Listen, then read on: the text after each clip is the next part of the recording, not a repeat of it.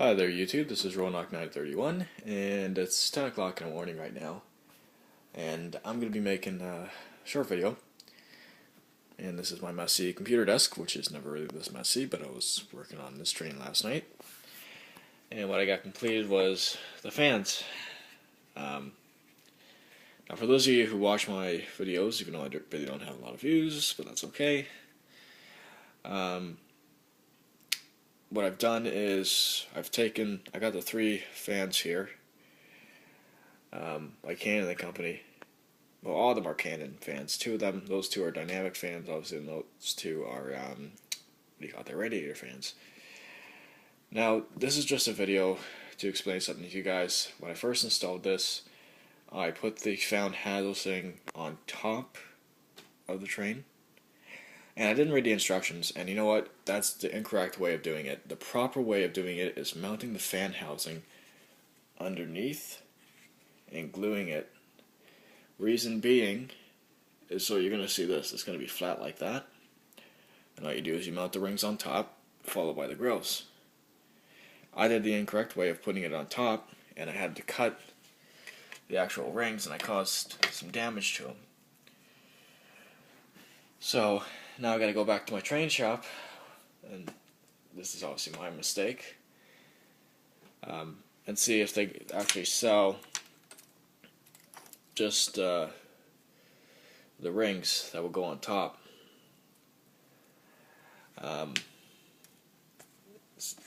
Yeah, so again, that was my mistake, and I hope this video here helps some people that did it correctly. So you can see there's the seam right there, and it's right underneath the bottom there.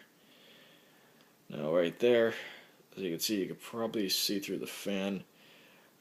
Not the one farthest to the left, but the next one over there on the dynamic fan there. You can see a little bit of a gap right there. Well, that there, I made a mistake of making a hole a little too big. So what I'm going to do is I'm going to fill it with probably a little bit of maybe like a, what do you call it there, like a putty clay of some sorts. Something I can find at a dollar store or whatever. Because there's no point in putting a little piece of strip styrene there. I mean, there's no, it's just a little bit right there. So I'm going to fill that in and mold it to the shape.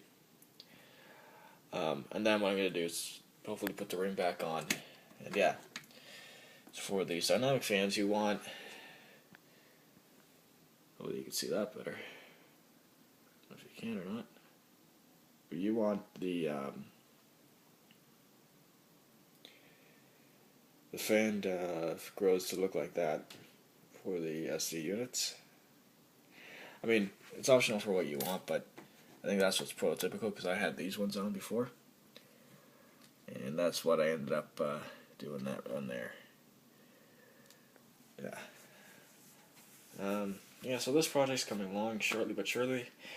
I do want to add though, if you are if you're Canadian in Ontario, in a GTA area, or outside of the GTA, like Brampton, Bolton, Caledon, Georgetown, stuff like that, Orangeville. I will be selling my Sd40-2w. Now, as you know from my videos, I haven't really used it very much. The only thing I added was the Digitrax 32 ohm speaker here, but I'm going to be keeping this for that project there. And I think I'm going to be replacing this maybe with a tsunami decoder. I'm not sure what to expect from ESU, so I think I'm going to look at those first, but again, I'm going to be replacing it. What I can tell you about this decoder is it's pretty good for, the price point. What I've done to it to make it work with the Athearn is there's always been a problem involving the BEMF, and so what I did is I managed to take the BEMF off, right, and I changed the speed step variables for a mainline locomotive. So what I'm going to do is I'm going to keep it that way. Reason being is because I know if I do reset it to the original values, that there's going to be some other guy trying to figure out how to switch it back, or try to make it fix the problem. And I've been looking on YouTube, well, I can't remember if it was on YouTube or the Yahoo groups, but I'm looking up that to figure out how to fix it, and I think I pretty much got it good. So I'll leave it to the buyer to set it to the default setting. So that means that what I will include with this, actually, you know what, I'll change, no, you know what, I won't change anything. The address for this decoder is still going to be 5253, so I'll just leave that for the buyer to change, and I'll let them know what the actual address is, so that they don't forget. And I'll include the stock speaker as well. So, yeah, like I'm saying, for this project here, I already got the clear strip styrene. I'm going to trace them out from there, put on the strip styrene and pop it in there. And I'm going to take the middle splitting part right there of the window and separate it from the rest of the window, just cut it straight down, paint that silver, and then put it on strip styrene to make my own windows, as well as some side windows on the side, like my GP38. I'm not sure if they had them or not, but figured it would look a little better. And what else is next? I want to do ditch lights, but I just want to get this all done before. See, the thing is about model railroading is, with doing like kit bashing trains, make sure you get everything done properly instead of doing the mistake I did and going back and having to redo everything. Read the instructions to your stuff. That's the main thing. As for over here, as my GP, I'm going to be getting that weathered. I haven't decided yet whether I'm going to leave it to my local model railroad shop to get it done. But I know a lot of you guys know username Monster Railroad, aka Big Al Mayo. I think everyone calls him Big Al Mayo. From his videos there, he basically inspired me to get into weathering myself. And I'm sure he did to many of you guys as well. So what I might be doing is sending him this locomotive here and ask him if he can paint and weather this locomotive pretty much to as close to exact as the actual one looks today.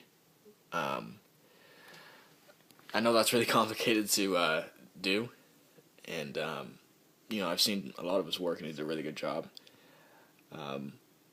Well, fucking fantastic job. Excuse my French. Yeah, so maybe I'll send it down over to him and get him to weather it. I just gotta figure out how exactly to, you know, pay him, so to say. It's like PayPal or mail order or what. But that'll be figured out. Yeah. And these locomotives just came off the shelf. They're new for Athearn. They've been talking about them. Well, actually, the first I seen them was last. I seen them in the Model Railroad magazine of April 2012.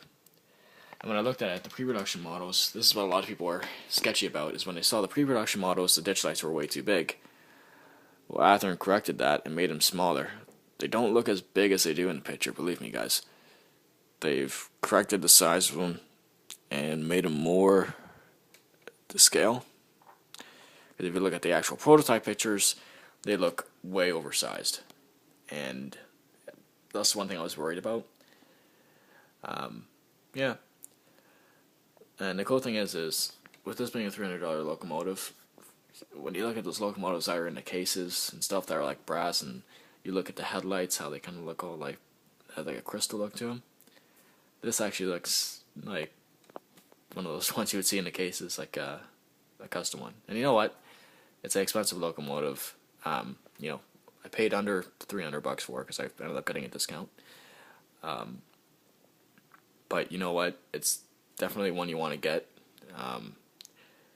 I would highly recommend getting it with the sound, because you know, even if you're railroading at night and you don't want anyone to hear you, you can obviously just mute it. Yeah, but seriously, just get it with Tsunami sound so you don't have to do anything with it. That's the same thing with that locomotive there.